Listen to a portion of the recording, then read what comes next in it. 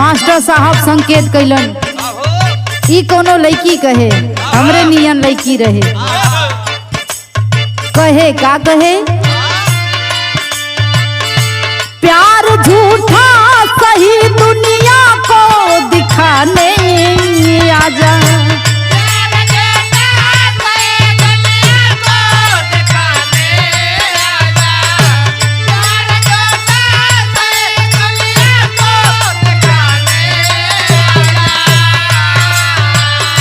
प्यार झूठा सही दुनिया को दिखाने आजा।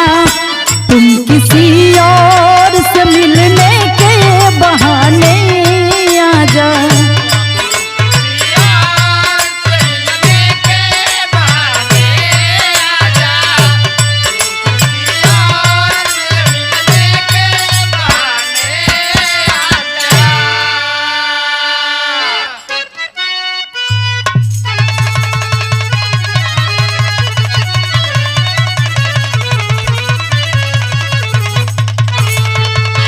हे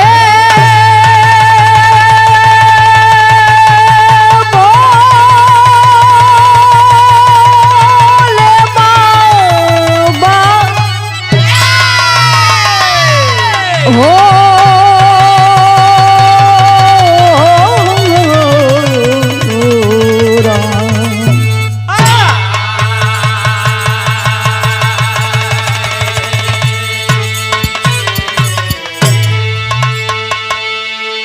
मैं गायिका गुड्डी सरोज बड़े भैया राम जन्म यादव जी के देख रेख में ई बिरहा आप लोगन के बीच में भेजतानी। आंसू इंटरटेनमेंट के सौजन्य से ई बिरहा आप लोगन के सुने और देखे के मिली। भूमिका से संकेत बा मास्टर कैसे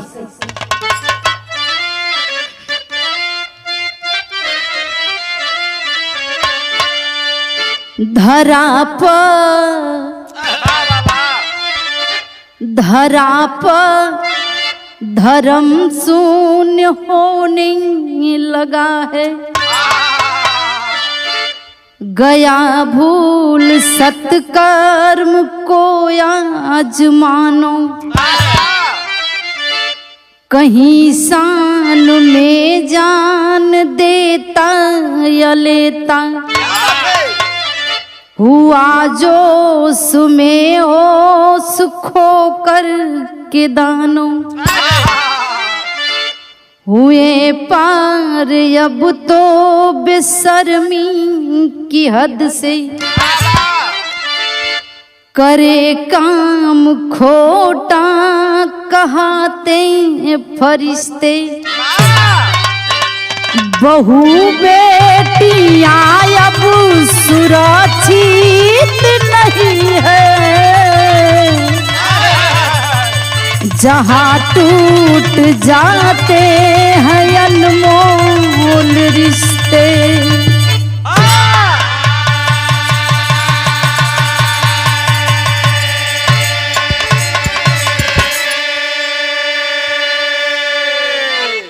बिरहा में एक ठे गजल लगल मास्टर कैसे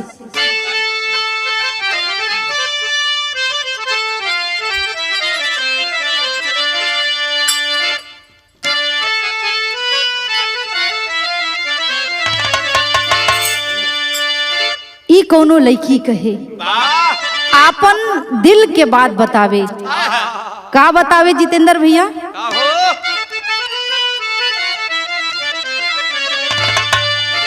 तुम मेरे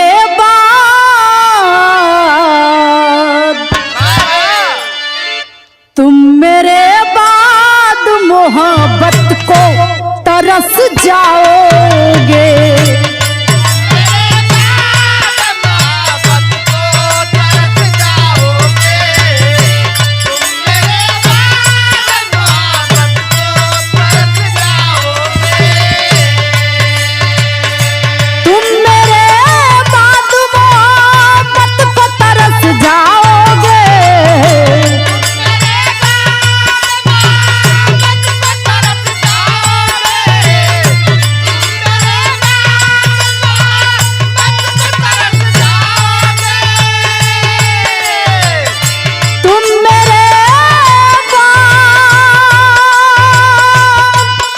मोहब्बत को तरस जाओगे,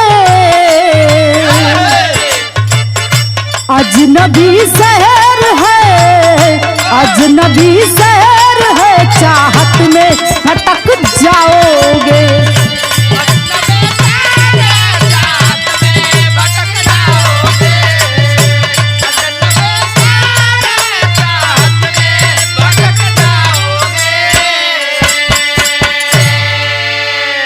लेकिन भाव बा कैसे?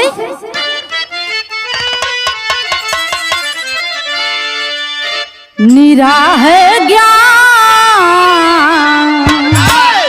निरा है ज्ञान अभिमान जिनमें होता है,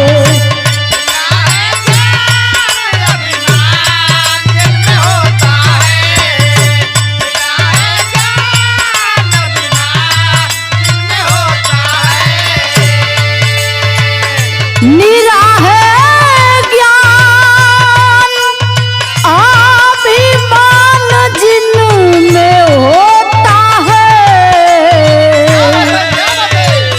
बिना ईमान के, बिना ईमान के इंसान जग में रोता है, जग में रोता है।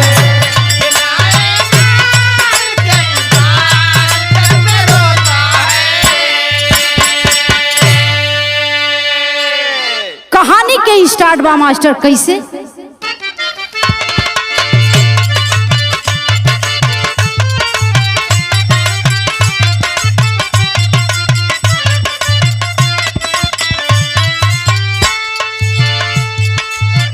भरा संसार,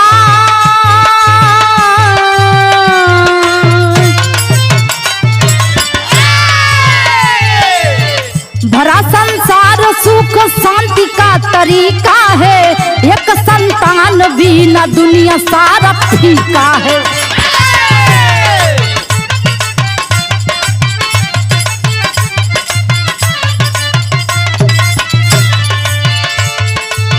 संतान ना हुई तो दोष सारी नारी में, संतान ना हुई तो दोष सारी नारी में, पुरुष क्यों आ नहीं सकता इस लाचारी में।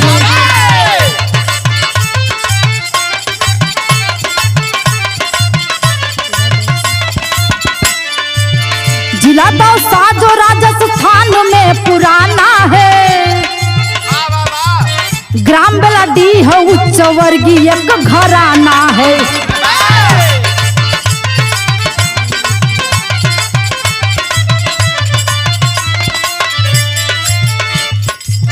गांव में मुखिया बाबू विक्रम सिंह का नाम रहा, गांव में मुखिया बाबू विक्रम सिंह का नाम रहा, बड़ा मनोहर बेटा छोटा तो संग्राम रहा।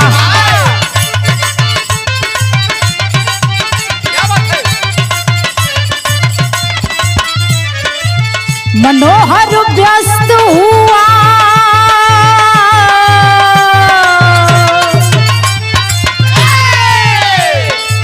मनोहर व्यस्त हुआ खेती और किसानी में, मनोहर व्यस्त हुआ खेती या किसानी में, इधर संग्राम सिंह खुशहाल पहलवानी में।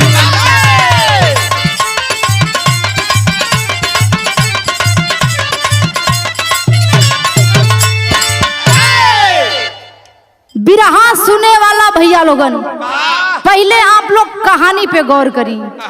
जिला दौसा के अंतर्गत ग्राम बेलाडी एक घराना रहल। ओ गांव वो घराना मानल जानल घराना रहे, सब लोग जाना ओ घराना का चर्चित रहे। लेकिन वही गांव में रहे वाला एगो मुखिया, जौना मुखिया का नाम बतावल गईल बाबू विक्रम सिंह। बाबू विक्रम सिंह के दुई गो औलाद रहलन। बड़का बेटवा का नाम मनोहर बतावल गईल, छोटका बेटवा का नाम संग्राम बतावल गईल। ए बाबू धीरे धीरे समय बीतल बा।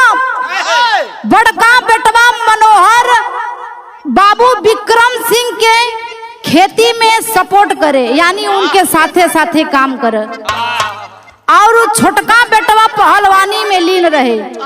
धीरे धीरे समय बीतल बा, लेकिन भइल बा का मास्टर, एगो गीत लगल।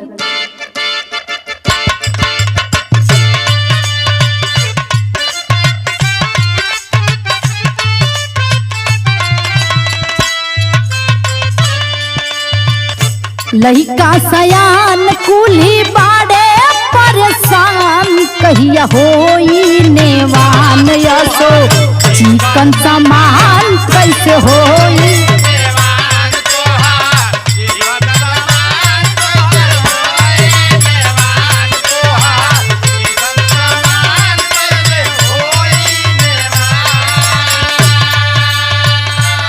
ए बाबू धीरे धीरे समय बीतल बा, बड़का बेटवा शादी के योग्य हो गईल बा।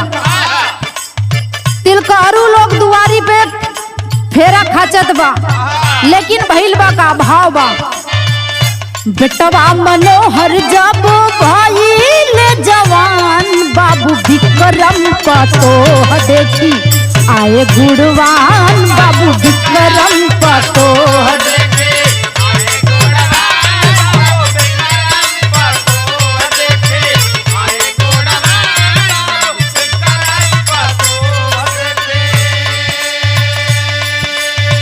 गाँव में हदीपुरवा के बाबू जगत पाल हो, के बाबू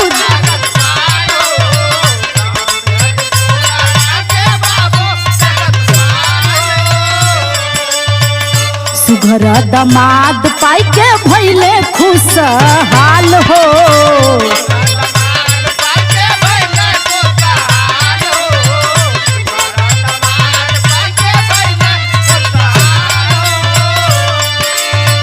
बिटिया कुसुम के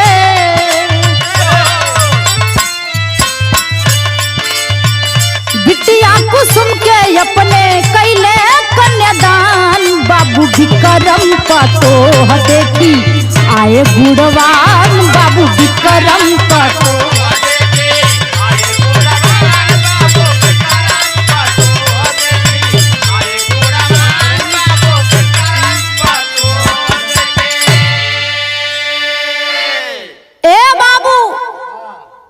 जब सब लोग दुआरी पे आके चिन्हा खाचे लगल, बड़का बेटवा मनोहर के खातिर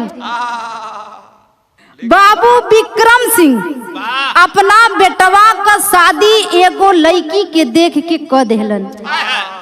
जौना लड़की का घर मेहदीपुरवा बालाजी के ओर पड़ेला भैया, वहां का रहे वाली उ लड़की का पिता का नाम बिरहा के माध्यम से बतावल गई जगतपाल। जगतपाल विक्रम सिंह का बेटा के देख के बड़ी खुश भइलन कि दामाद बहुत बढ़िया मिलल बा। ए बाबू भइल बा का मास्टर, गीत लगल।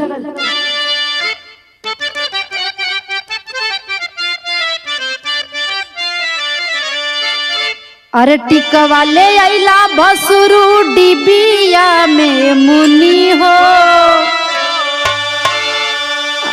अरे खोली के देखवना त गरी देबो चुनी हो। लेकिन बिरहा में भावा बाबू विक्रम सिंह अपना पतोह का चर्चा पूरा गांव में करत हवा, लेकिन कैसे मास्टर?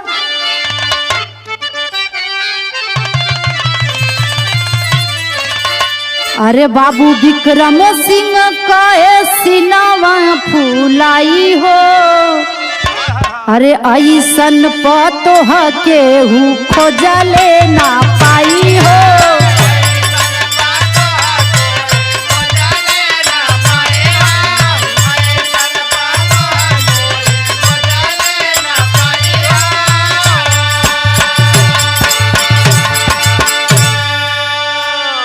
अरे चेहरा निहारे ला देवर भौजाई के, अरे पूरा करी है भौजिया के कमी हमरा माई के।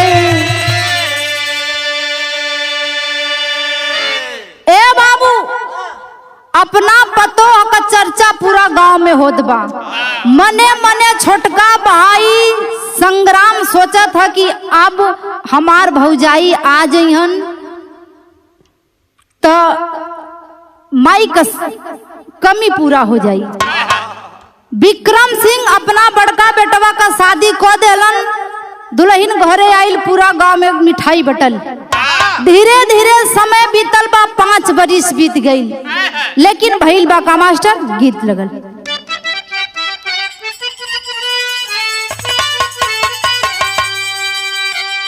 अरे मन कर सिलवट पालो से, अरे कुछ दी जवानी रजऊ।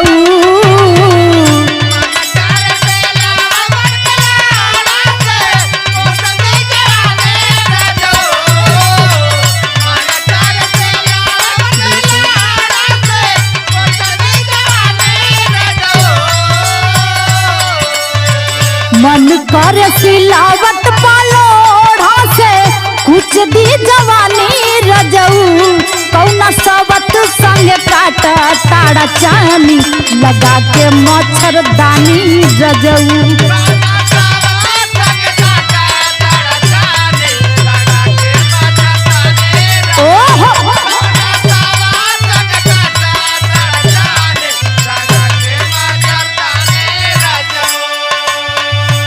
लेकिन बिरहा में भाव बा कैसे मास्टर? बिह से लायंगना दुअरवा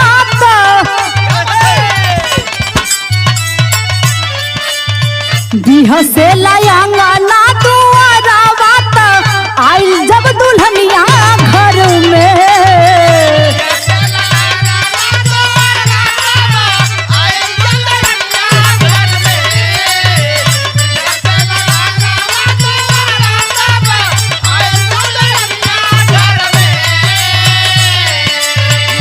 हसे लायंगना दुआरावा आइल जब दुल्हनिया घर में। बीत गईल 5 साल के समैया, बाजल ना हो बधैया घर में।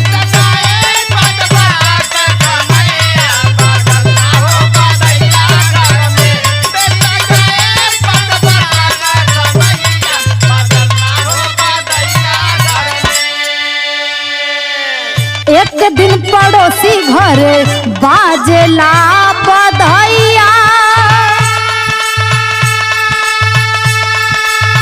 बाबू विक्रम सिंह जहवा पवन मिठैया।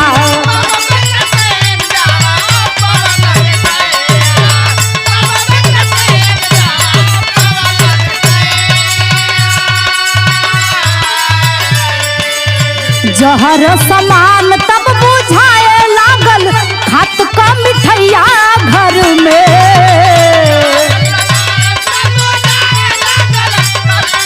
ओहो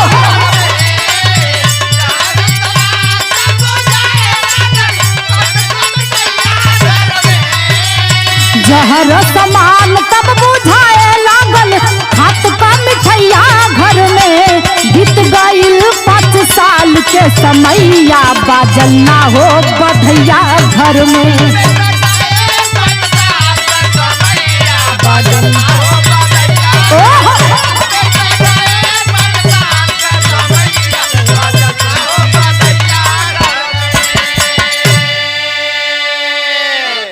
ए बाबू, बड़का बेटवा मनोहर का शादी भइले 5 साल बीत गए। 5 साल बीत गईल। बाबू विक्रम सिंह मने मने सोचत हवा कि आखिर हमार घर में खुशहाली कब गुजी।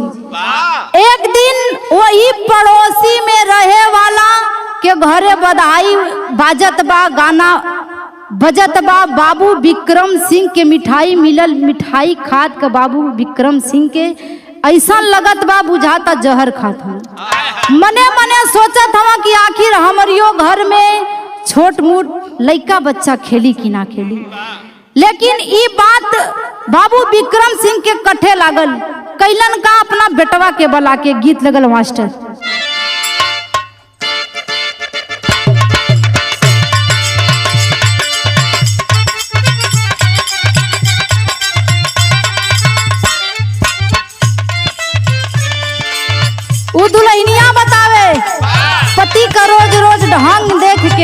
वो अपना मर्द से कहे, का कहे,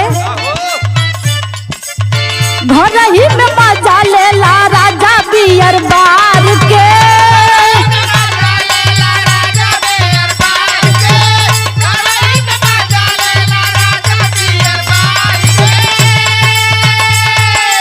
घर ही में मजा लेला राजा बियर बार के, हो राजा बियर बार के। पिया ये बलमुआ ढोड़ी में बियर डाल के।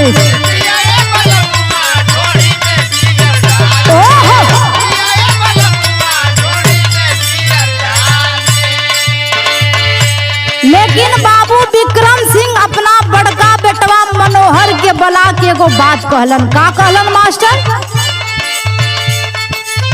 कहे बाबू विक्रम सिंह मनोहर के बोलाई के।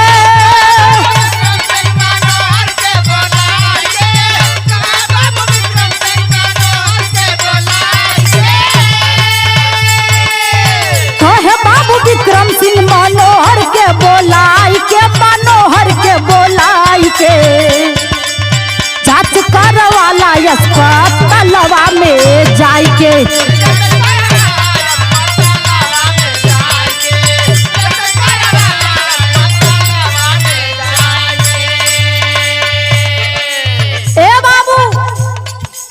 बाबू विक्रम सिंह अपना बड़का बेटवा के बलौलन, कहलन बेटा देखा 5 बरिस बीत गई, कौनो खुशखबरी ना आई। हम चाहतानी कि जाके अपन और अपना पत्नी का जांच करवाला। मनोहर बाबू विक्रम सिंह का बात मान के, बड़का बेटवा मनोहर बात मान के पत्नी के लेके अस्पताल चल गए। लेकिन भइल बा का, जब रिपोर्ट आई जब रिपोर्ट तक कुसुम रहली फिट हो।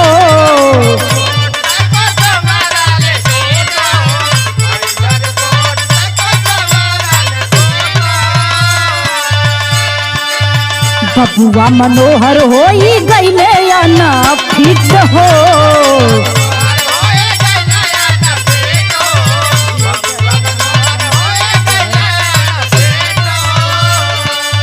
दिहल चाहे जानया पर जहर के खाई के।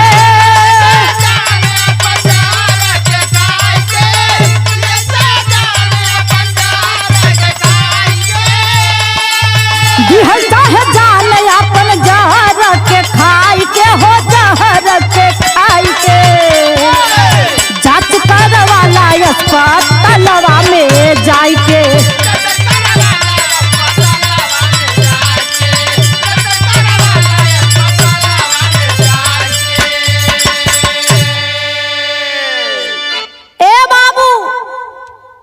बेटा मनोहर जांच करवौलन, रिपोर्ट आइल, रिपोर्ट में निकलल कि बहू के कौनो कारण ना बा, सब कारण बेटवा में बा।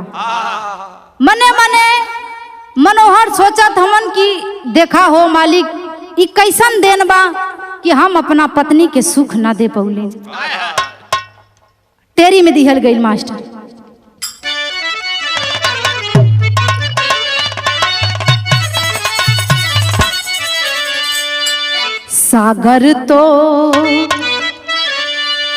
सागर तो जैसे प्यासा रह गया।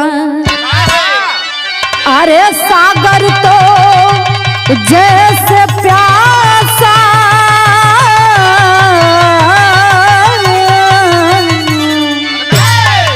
अरे सागर तो जैसे प्यासा रह गया।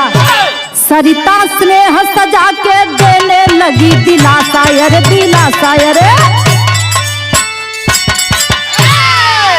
मने मने मनोहर सोचत हवा कि हम अपना पत्नी के सुख ना दे पौलिन, ऐसे बढ़िया बा कि हम जहर खा के मर जाए। लेकिन भइल बा का, विदेशिया में दिहल गई। अरे पति का चरना धाई के,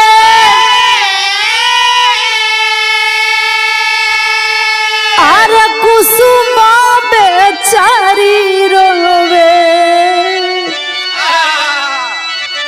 कहे खातिर देता अपन जनवाए स्वामी जी।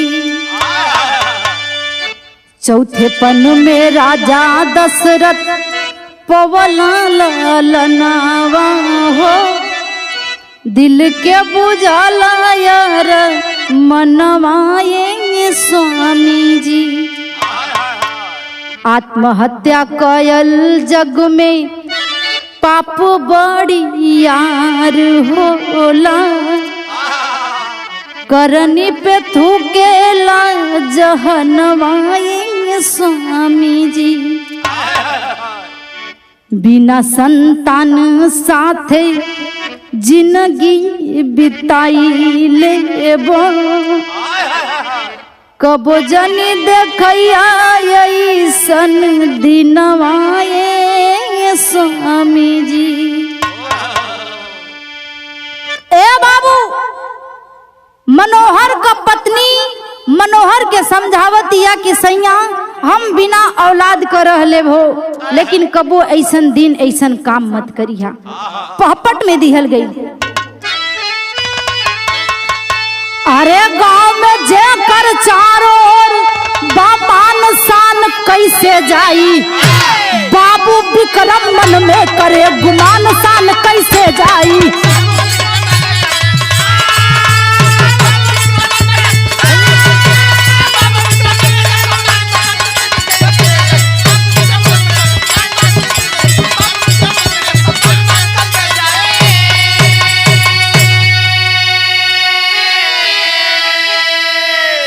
अरे आज मनोहर बाबूजी भेज दिए जयपुर हो, कहाँ लगे संग्राम सिंह से हो करके मजबूर हो।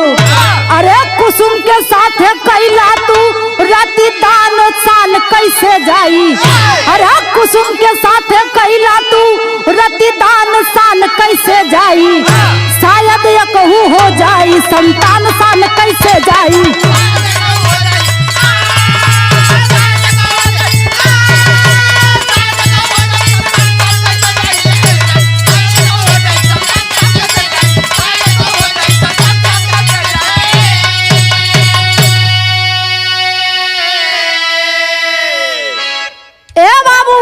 धीरे धीरे समय बीते लागल। एक दिन बाबू विक्रम सिंह बड़का बेटवा मनोहर के बोला के कलन, बेटा तू जयपुर चल जाता कुछ काम बा। बाबू विक्रम सिंह बड़का बेटवा मनोहर के बुला के कलन, बेटा जयपुर चल जाता कुछ काम बा। बड़का बेटवा मनोहर जयपुर चल देहलन। एहर बाबू विक्रम सिंह अपना छोटका बेटवा संग्राम के बोला के समझावत हवन कि बेटा हम चाहत त ना बानी, लेकिन एक बेर कोशिश करा। कहलन आल्हा में दिहल गई।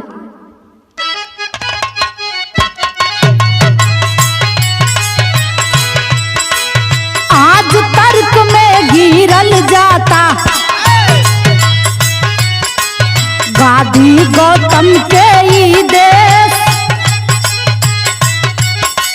झूठी शान और मान के खातिर सब ही जीतल चाहे रेस। गाँव नगर सब हंसी उड़ावे,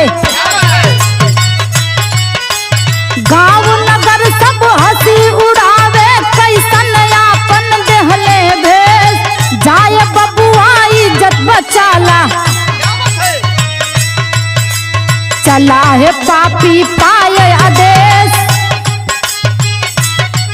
अरे पकड़ लिया है बाहु में जब वो, अरे पकड़ लिया है बाहु में उसको, देखी कुसुम जब उसका भेष। मध्य रात में चीखना सुने,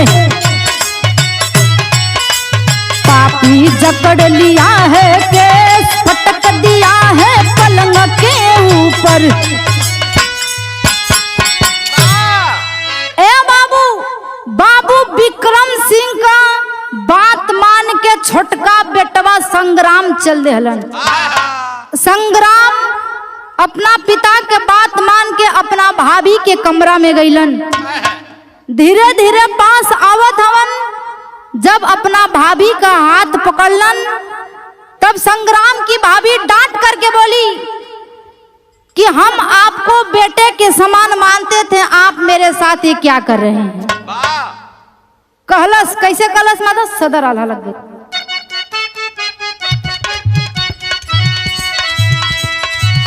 अरे तार तार कैलक पापी कुसुम के इज्जतिया,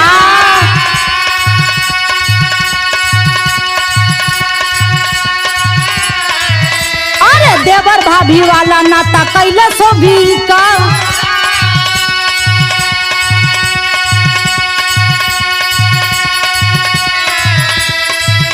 अरे सोचली कुसुम कैसे मुहवा देखैबा,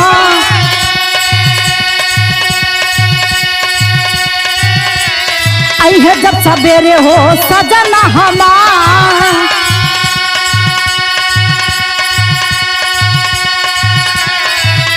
अरे मारी के बिले हाथ का कटली हो नसिया,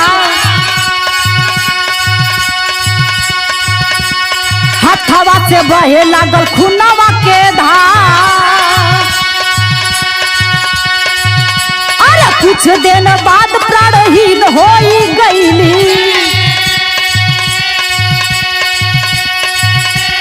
भयल जब बिहान मचल बाटे हाहाकार,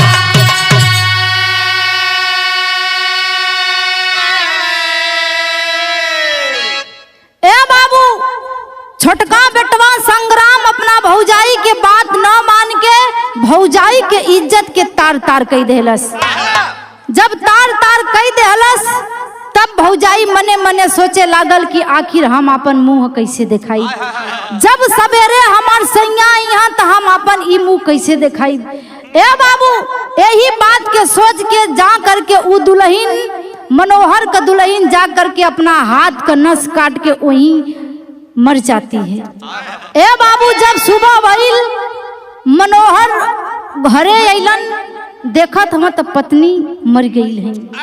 मनोहर सोचत हवन और करत कहावन, खड़ी में दिहल गई। अरे कहेला दरोगा से मनोहर भी लखाई के,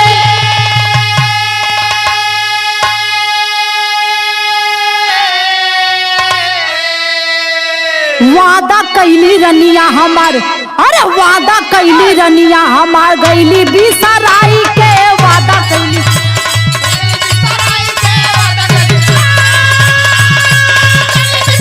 बहुत अच्छे।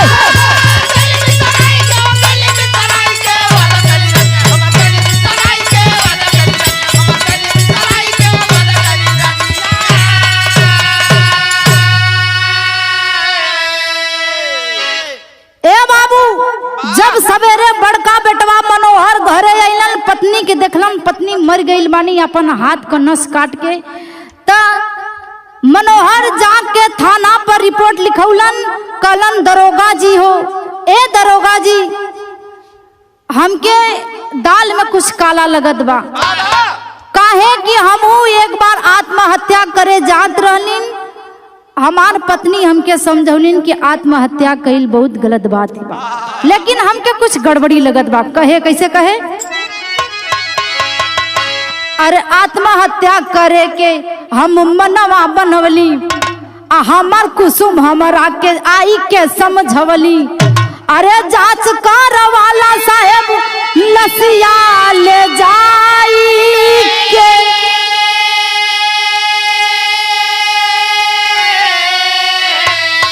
अरे वादा कैली रनिया हमार हमके बिसराई के, वादा कैली।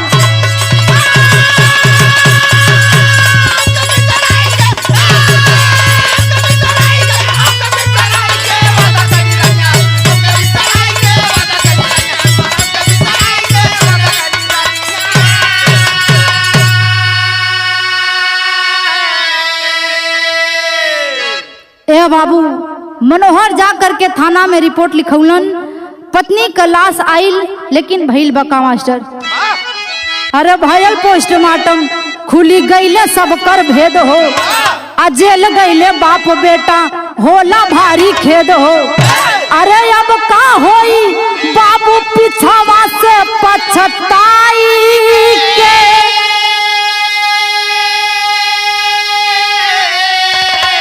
अरे वादा गईली रनिया मार गईली बिसराई के वादा।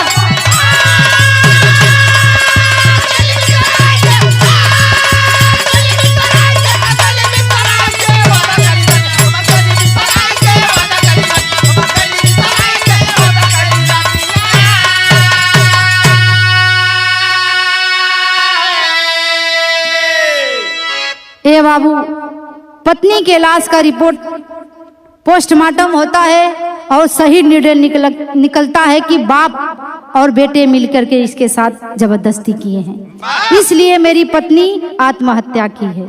बिरहा में आखिरी भाग।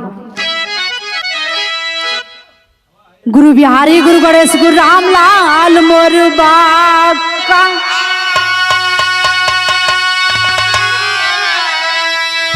स्वर्ग गए कवि चंद्रिका बच्चन के विजय पताका।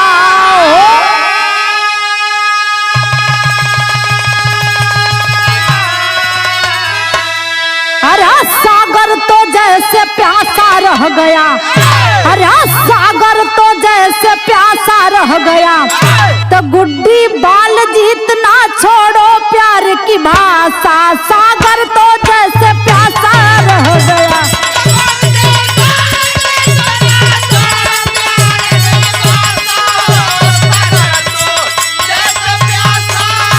रह गया।